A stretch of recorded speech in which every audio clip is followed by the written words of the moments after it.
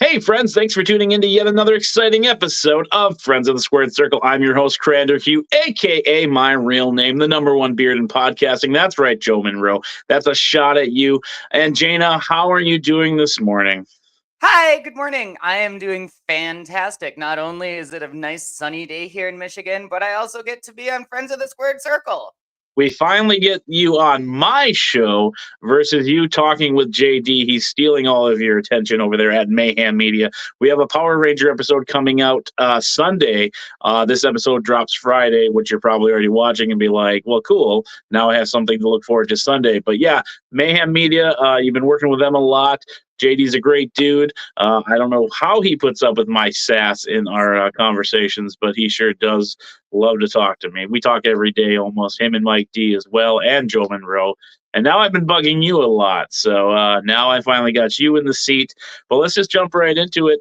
What are your first earliest wrestling memories? My earliest memory of professional wrestling was, if you remember, WWF Superstars used to be on the USA Network on Saturday mornings Okay, when I yep. was growing up.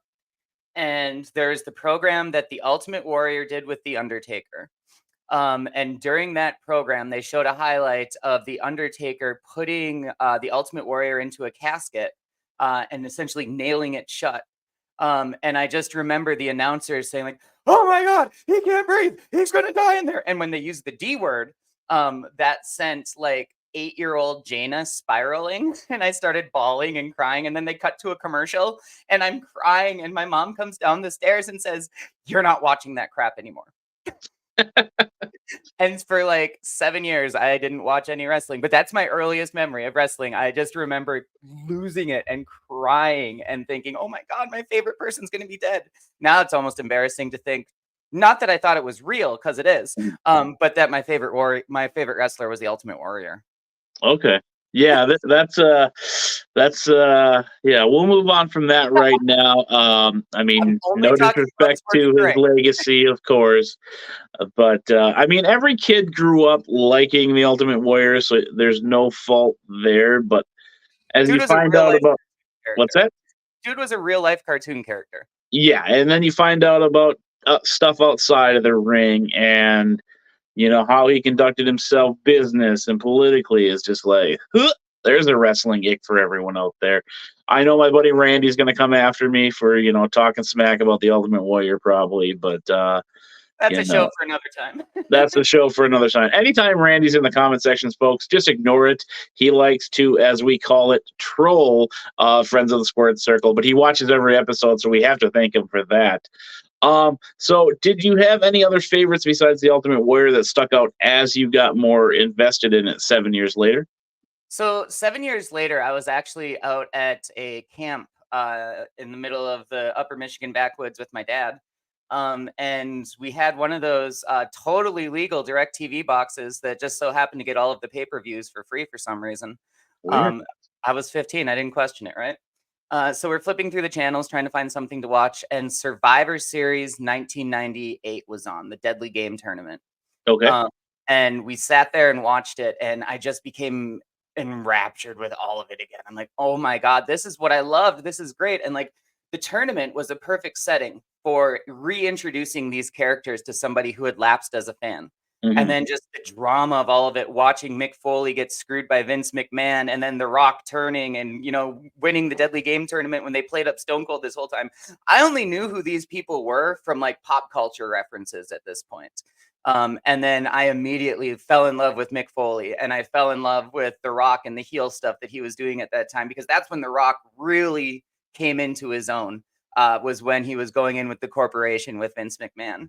But during that time in my life, it was very much Mick Foley. Mick Foley was the guy that I looked up to more than anything. Dear friend of mine in the business, he wrestles by the name Melvin Hayes. We came up together. We were backyarders together. We broke into the business together. And we would always carry around a copy of Have a Nice Day by Mick Foley, because at the time, there really wasn't a lot of literature about what it's like to break into the business. There wasn't a lot of Right. stories out there. And so we would read that constantly, going through it and like, okay, we have Holy Foley. And so going through this everything we can as I went, the technical guys started watching some WCW, watching Jericho, Benoit, Hoovy, Eddie, all of these people. And yeah, it's snowballed since then. There's people that are like not so great, but honestly, I'm not so much a fan of like individual wrestlers these days. I have a couple, but I'm just a fan of the industry and the storytelling, and that's really what keeps pulling me in. Yeah, you mentioned his "Have a Nice Day" book. I remember, like you said, that being kind of an inside perspective of the business, and that's one thing I love reading is biographies behind me. I've got a whole bookshelf of mostly WWE, but also other sports athletes and such. Um, it's just so crazy how much they go through to entertain us. Now, when I say entertain us, I don't mean like football or the gymnastics or figure skating or anything like that I have back there. But it's just crazy the trials and the terror that they basically go through, reading Dustin Rhodes' book, that half his second run in WWF, he was just, high as a kite, and he's going out there every night performing, under the influence. And then you hear about, wrestlers who have dealt with the same thing we do, and it kind of makes you connect with them even more. And that's why I kind of got upset. I say it every episode almost, is with The Undertaker, how he was chastising the guys and the gals today because they rather sit in the back and play video games or cosplay and dress up. We didn't do that in my time. Yeah, because your generation was doing hardcore drugs, drinking, and basically passing away before you were 40. So I'd rather the people that I enjoy watching every day on TV now being out there, being big old nerds and having, Madden or whatever the latest Mortal Kombat game is, tournaments in the back versus, being out there under the influence and all that jazz, so. Yeah, 100%. Back then you wouldn't. So here's the funny thing. In wrestling, like when you go into the locker room and you're meeting people, you shake hands with everybody, right?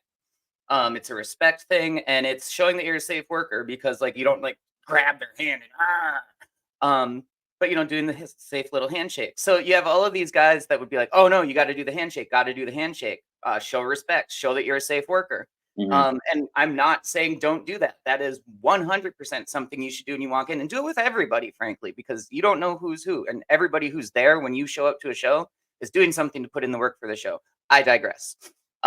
So you have these same people. They're like, shake the hand, show respect, show you're safe. And then you go in the back and they're like 4 beers in before their match. Yeah. And they're probably working at a local high school, which is even better. I'm glad to say I've never walked into a locker room at a school where there was drinking going on. Yeah. I can only imagine what goes on behind the scenes. And I know my place, and I like to remind myself, and when I talk about being a podcast host, that I know I will never go behind the curtain. That is not something that I feel I need to do, or that this podcast is giving me the green light to do. I know my place. I don't think I'm smarter than anybody that works in the business. I feel like a lot of podcasts out there think they know more and that they're better at said thing than the people actually doing it. And it's just like, no, take a back seat. You're getting too cocky for your own bridges. Just like, when I set up a vendor table, I try to remember these people are selling their things.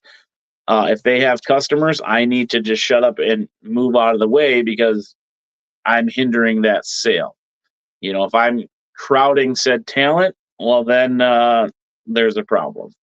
So I usually just sit over by myself and don't bother them during show. But, pre-show stuff, I came up to you, I think, after the show and gave you some stickers. And that's how we made that connection, because I wanted to wait for the right opportunity when everybody was gone or not there yet. So I think I've thanked you for it before, but I have to thank you again for those stickers because you had the QR code on them. And that gave me such a great idea because now I've printed out these little like 4x4 cards from Walmart that have a QR code on them. So that now when I'm going around to shows and I'm walking around and people are like, oh, can I get a picture? Or blah, blah, blah. I'm like, yeah, here, have a card too. Give me a follow.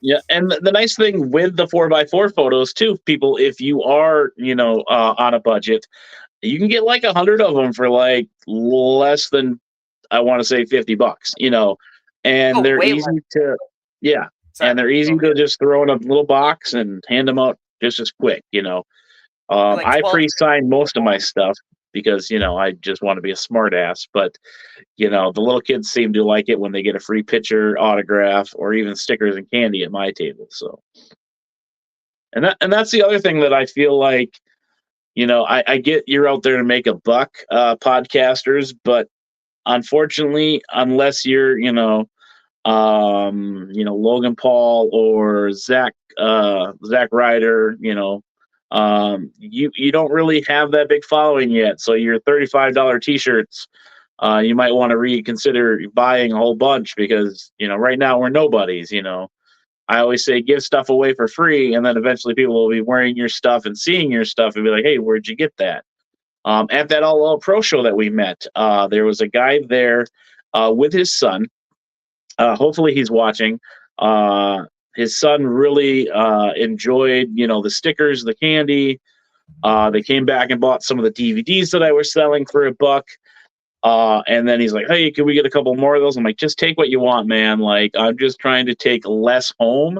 So whatever he wants, you can have. And then he bought a tumbler from my sponsor. Shout out to Superior Creations, custom tumblers there. And then he came back and he wanted a hat for himself. And I just gave him the hat. And I was like, here you go, bud. I mean, you've been coming over, throwing a couple dollars my way. Take the hat. Like I'm not here to make, $50. I'm here to promote my podcast and get rid of some of these damn DVDs that are 3-4 totes deep that, I don't need anymore because of streaming services. So, Yeah. Yeah, but not you're my totally movies. My wrestling DVDs I will part with, not my movies. So, and yeah. you've seen that cluster out there, and I've told you about that. So, Yeah, I was just gonna say you were showing me some of your remarkable collection the other day. yep. And I'm a little sad. Don't tell the wife because she won't watch this. I should have bought the Planet of the Apes box set when I saw it. So, but moving on, this is a show about you. What was the inspiration behind getting into reffing for your career? Purely Did, accidentally. oh, nearly accidentally. Did you want to be a wrestler first, or did you want to be a ref? So I mentioned earlier I broke into the business at a younger age. Like I said, I was a backyarder. Kids don't try this at home. Um, and then I broke into the business at the age of 17 with Melvin Hayes through the guidance of locally legendary Irish Mickey Doyle. Such a phenomenal old school worker, and he taught me so much just by like not necessarily by the wrestling part of it. He's the one that got me in, but it was the learning about how to treat people when they want to come in. Mickey's nothing but phenomenal in that regard. So anyway, I'm digressing again. I get to training, and I'm doing training for about a year. I worked a couple matches as a wrestler. Um, and then I did the thing a lot of us do in our early 20s, decide, okay, well, I'm going to step away from this. I'm going to go to college. I'm going to get married. I'm going to start a family, blah, blah, blah, blah. I'm going to be a breeder. And then I decided, okay, well, I've done all this stuff. And then I like, okay, I'm done with college. I have a career. I'm divorced. I just have to worry about my child now. I want to get back into wrestling. So about 3 years ago, I reached out to Melvin, and he's been working tightly with UPW Wrestling here in Upper Michigan for a while now. And I said, hey, is there any opportunities where I could come in and just do something? I don't know that I want to wrestle necessarily, but I want to get back in the business. So talked to the booker and everything. They brought me in as a backstage interviewer for their steel cage match show that they had coming up in town here. And while we're sitting there setting up, guy comes up to me and says, "Can you ref?"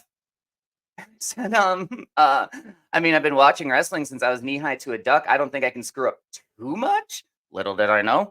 Um, but yeah, I stepped into the ring as a ref for the first time that night. I refed a steel cage main event championship match that night. I got to ref Oh, wow. the Rock and Roll Express that night. So it was crazy in that I got that feeling of when you're in the ring, it doesn't matter if you're a wrestler, an announcer, a manager, a referee, you get that jolt of electricity from the crowd. Uh, and as a referee, you get that jolt of electricity from the crowd without having to take too many bumps. Right? So I It's kind of love probably it a that lot safer on the body. way. Yeah. And I fell in love with it that night. I realized that, I get to be the third dance partner out there. And when I'm doing my job right, I'm almost just like the beat of the music in the background. It's it's present, but you don't notice it. You notice the lyrics, you notice the Mhm. melodies. Those are the wrestlers. I'm just kind of like the metronome there. I'm meshing into it, but trying to be an unnoticed part of it, like the thing in Futurama, right? Where it's like if you've done something right, people won't be sure you've done anything at all. Yeah, and I think you put up the post today or the other day. Make sure to thank your ref, because they are also part of that. Like you said, theatrics and dance and stuff. And that's why I kind of like talking with refs because I always want to know like what are the things that drive you nuts while you're in the match because they're doing their thing, they're selling their merch, but in a fake, funny way, is there anything they do that drives you nuts? Like, spit their gum on the canvas and then you have it in your hair that they don't break at 5 for you, right away. Is there any fun little things that you can think of that, bug you as a ref? Um, there's definitely some people that bury the ref. Um, Okay. Meaning, like you were saying, you're doing a 5 count, they don't break the count. They're Mhm. constantly like just it's one thing to play heel, it's another thing to bury your ref. If you're arguing with the ref and you're going right up to the last second, great, that's some good heel stuff. But if you're pushing your ref to disqualify you, um, I'm probably going to disqualify you if you keep it up. I don't care if that's the finish. Right. That's what Right. most of the promoters say. Like when you're out there as a ref, you're working shoot style. If they don't kick out, you count to 3. If they're Yep. doing something, if they break a rule right in front of you blatantly, you DQ them. Yep. That's really the only thing. It's fun going out there and getting heckled and everything. Like, oh, ref doesn't know how to count. Blah, blah, blah, blah. I'd like to give it back as much as I get to the crowd when that happens. I love playing with the crowd in those ways, Mhm. but really, that's the only thing that kind of bugs me sometimes. But to be honest, it's rare that it happens. Um, Pretty much everybody that I have the opportunity to work with is just an amazing professional. And they will even say before we go out there, like, okay, we're gonna do ba ba ba ba. Want to make sure we don't bury you, so let's do it all together. Friend of mine, and he's kind of turned into a mentor of sorts, whether he realizes it or not. Referee TJ Bowles. Okay. He described refereeing to me a few months back, and it stuck with me as pizza sauce. So meaning that you take the best pizza you've ever had in your entire life, and you start describing it, and like the veggies on it, they got a nice crisp to it, but they're not mushy. They still have some crunch, but they've cooked just right. Talk about the cheese and how the cheese was like stringy and not like chewy, but it had some crisp on it from the top and it was starting to bubble a little bit. Oh, and then that crust, dude. That crust, it was like crisp underneath. It was chewy at the end. It was so bloody good. And this is how you're describing the best pizza you've ever had in your life. What don't you describe? The The pizza stuff. sauce. Yeah. Yeah. Now imagine you have that exact same pizza, but take the sauce and the sauce is runny. So the best pizza you've ever had in your life, where you're talking about all of these great things, all you're going to talk about now is how it's the worst pizza you've ever had in your life because it had runny sauce. A referee, when we do our job right, we're the sauce that emphasize that like helps the ingredients and the things that the people ordered stand out and make them Mhm. happy. When we do the job wrong, we are the runny sauce and we can completely ruin a match. So that's really how I kind of try to go into all of it, is just approaching it with it doesn't matter, you know, what's kind of my thoughts are in the match. It's let's work together so that you guys can be the best pizza you can be and I can be the sauce that, helps to hold it together. Right. So one thing I like to do with refs, because I like to heckle anytime I go to an independent show, is when you guys are doing the, when they're outside, you're doing the count, you're getting to the 5, 6, and I'll just yell out, "Hey ref, what's 4 plus 3?" And you'll be like, "8." I was like, "No, but 7." God, and I think I'm the funniest guy in the whole room. The whole place laughs, and you're probably like, this douche in the front row thinks he's so clever, you know. I And would buy into it, be like, oh, you got me. Oh, yeah, yeah.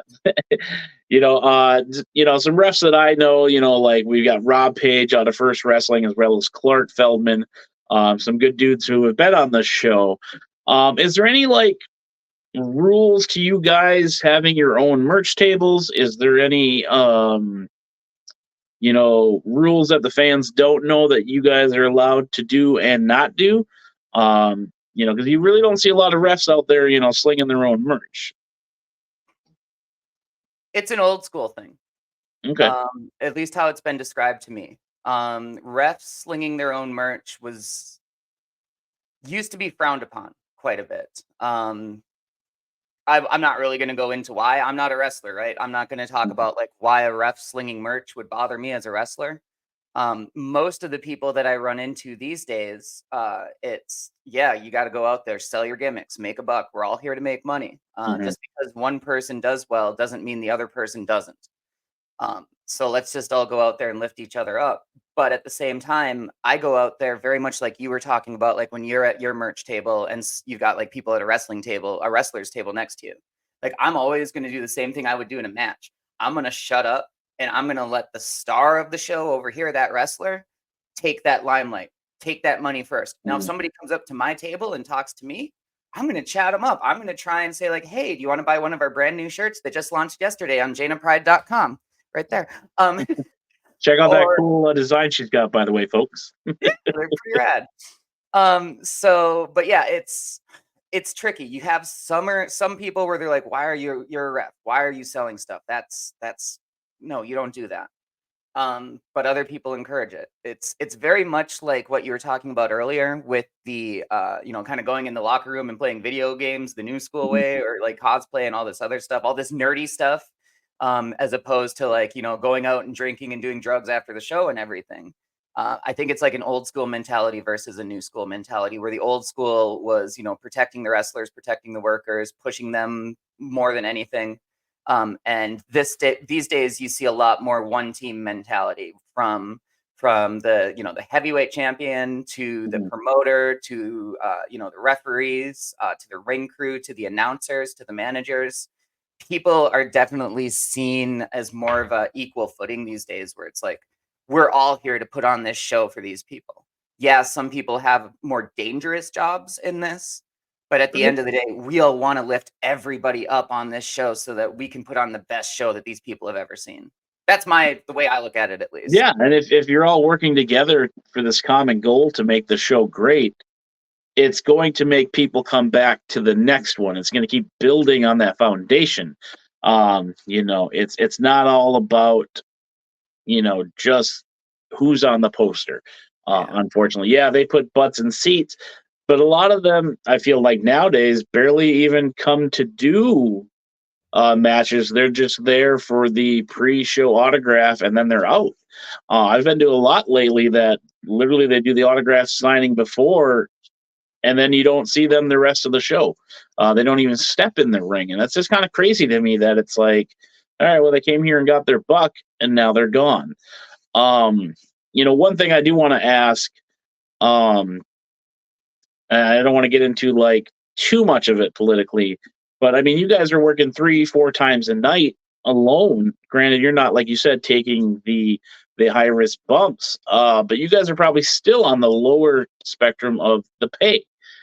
So I don't feel like there's anything wrong with you guys out there slinging any merch. In my opinion, that's another way you would be compensated. You know what I mean? So that's kind of how I look at it too. And don't get me wrong, it's not like the people going out there putting their bodies on the line wrestling are making like $10,000 every time they go out there.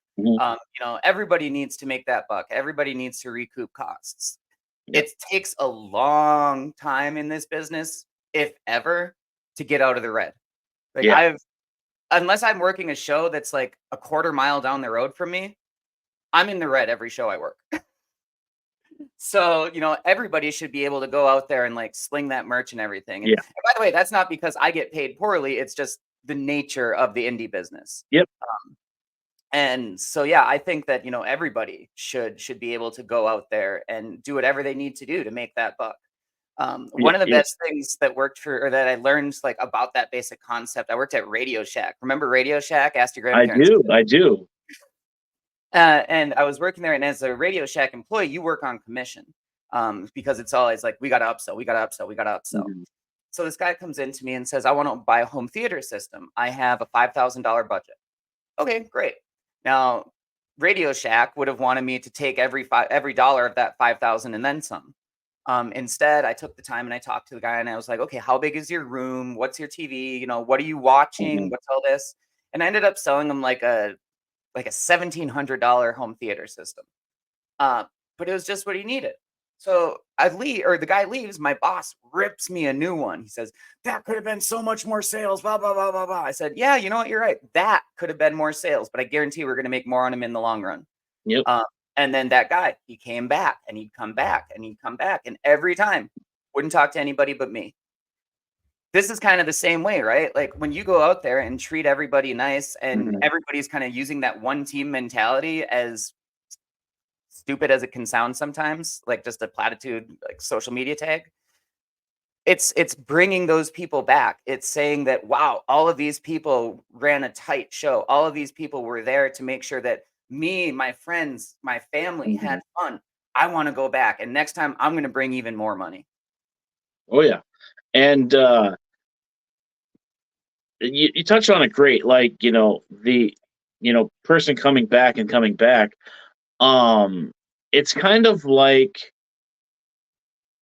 I'm trying to word this properly. Like with the podcasting, as you know, I have a very big reach and circle, and that's not just because of my numbers and stuff.